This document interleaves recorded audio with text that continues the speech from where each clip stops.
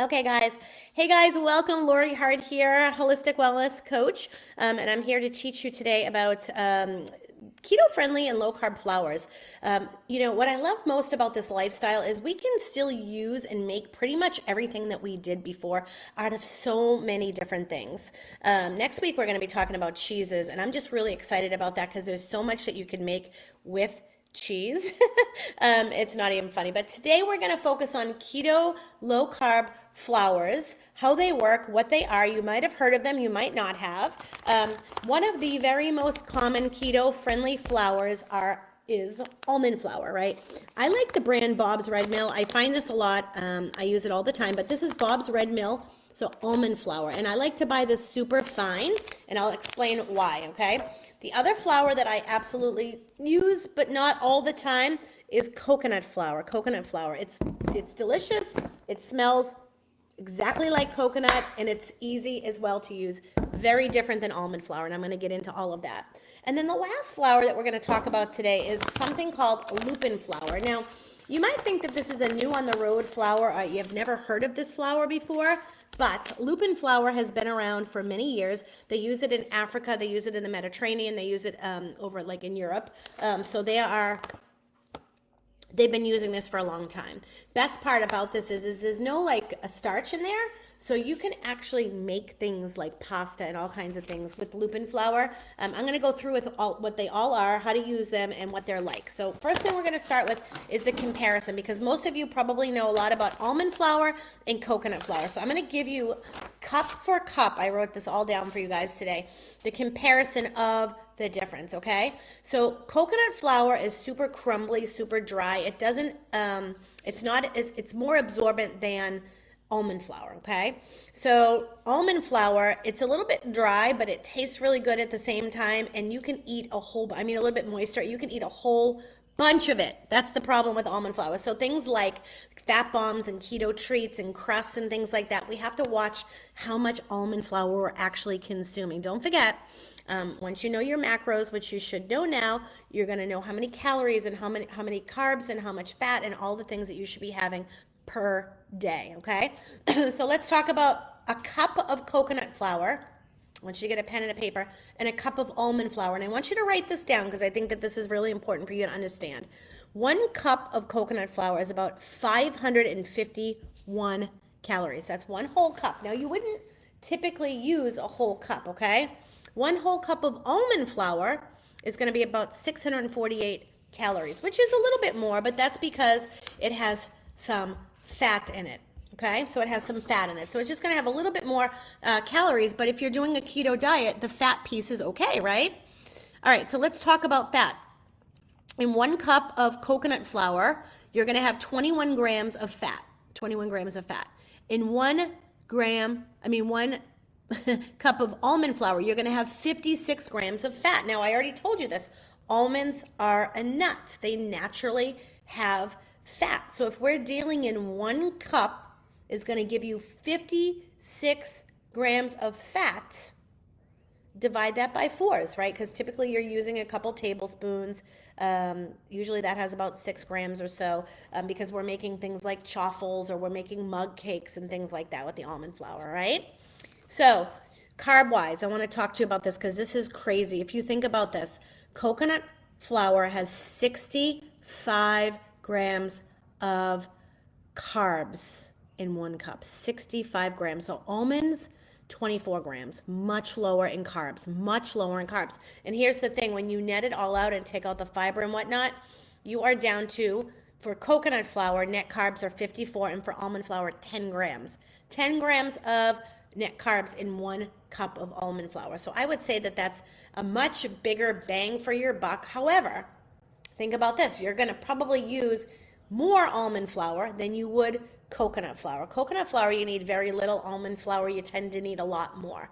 They're not interchangeable. It does not mean that you can use almond flour for a recipe, 2 cups, and then 2 cups of coconut flour. That would not work. So you always have to make sure your recipe is specific to almond and coconut, okay?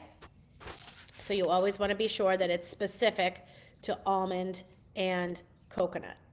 All right, so That is important that we know that, okay?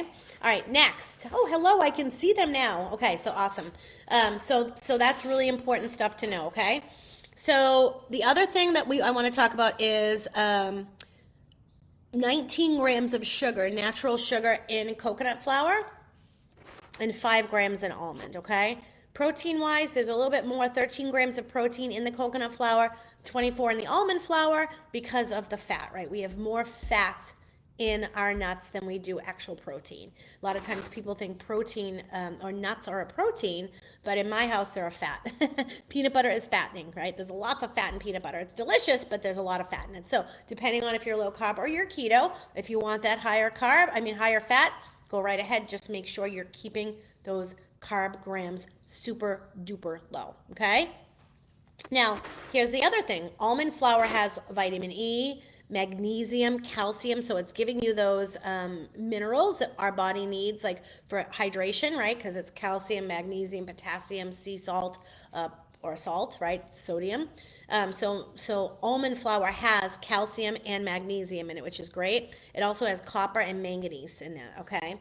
And coconut flour, it's got the MCT oil in it, but there's so many carbs. So MCT oil, right, which is in coconut oil or coconut flour, that will help your body to create ketones. However, when you're adding this much carbs, it will block it. It will block it. That's why for the ketogenic diet, you need to be sure, right, that you're not overeating the carbs, or it's going to block the production of creating fat ketones for fuel, right? Does that make sense? I hope so. So the one thing I want to talk about also is with the almond flour. You hear this a lot with the keto diet: kidney this, kidney that, kidney that. You've got to watch out with the oxalates. So oxalates are in almonds, and so that can cause kidney stones. So just bottom line, stick to your nutrient amount. Don't overeat almond flour. Don't overeat coconut flour, and you'll be just fine. The last one we're going to talk about today is lupin flour. Okay, people are like, how can this be keto friendly? Like, what in the heck is it? What is this thing? Well, lupin is kind of a bean, kind of like a nut, like a peanut. It's in that same family. Okay, so you got to watch out for this as well, because people could have an allergy to this. And that's the other thing about almond flour. If you ever bake or bring something somewhere with almond flour, you need to make sure that you're letting your people know that it is made with almond flour. I know this because my daughter has an almond tree nut allergy, and almond is a tree nut. It grows on a tree. So I cannot, nothing in my house, not even almond milk. She can't have, I have to always, does that have almonds in it? She's very, very good about watching what her food is, okay? So people that usually have an allergy will know, and they'll ask you.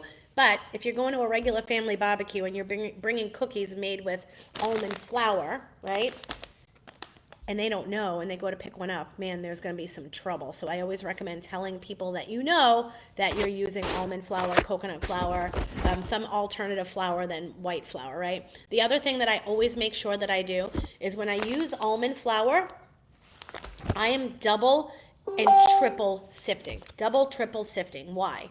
Why? Because I don't want any of those shells. This is literally pulverized almonds. I don't want any of those shells in my almonds, okay? So that's why we want to make sure we want to double sift. Because when you go to take a bite of something and you get that little crunch in your mouth, it doesn't taste right, and your friends and family are going to not be too thrilled. And it is the reason why it feels and tastes a little bit gritty, is because we want to make sure we're sifting. I use an old-fashioned sifter, okay? All right, so let's talk a little bit about lupin flour, okay? So lupin flour is part of the lupin bean peanuts. It's GMO free, so it's very good, GMO free.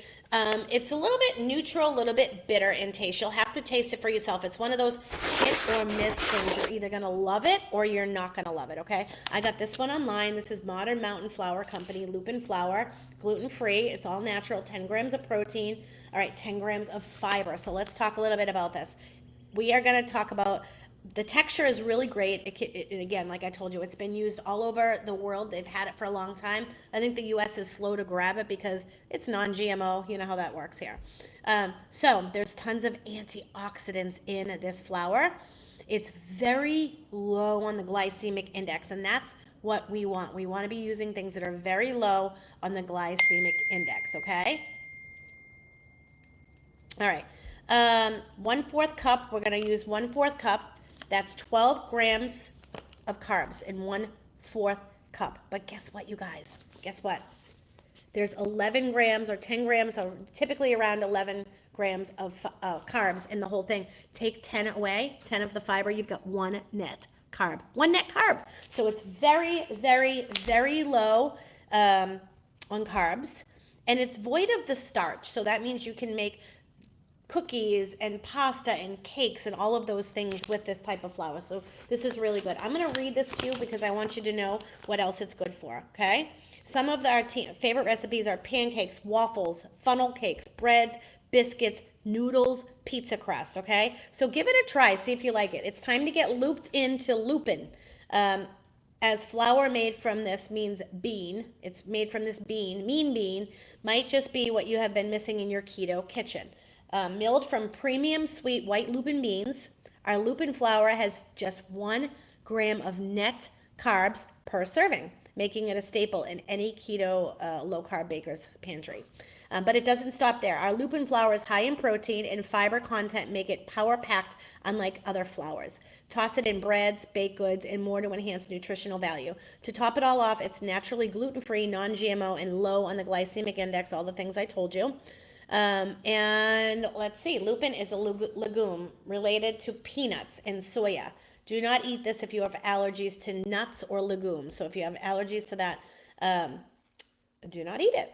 But I think that this is a really good alternative, So I'm going to make some live mug cakes with these different flours, and we're going to see how they all come out and feel the texture, taste the taste. I'm going to do that this week. So stay tuned and follow more here. But I hope you guys got a lot out of that, more than you thought, out of the almond flour, the coconut flour, and the lupin flour. My 2 bets for you, the best bets are going to be almond flour because it's common, it's local, and lupin flour because it's very low carb.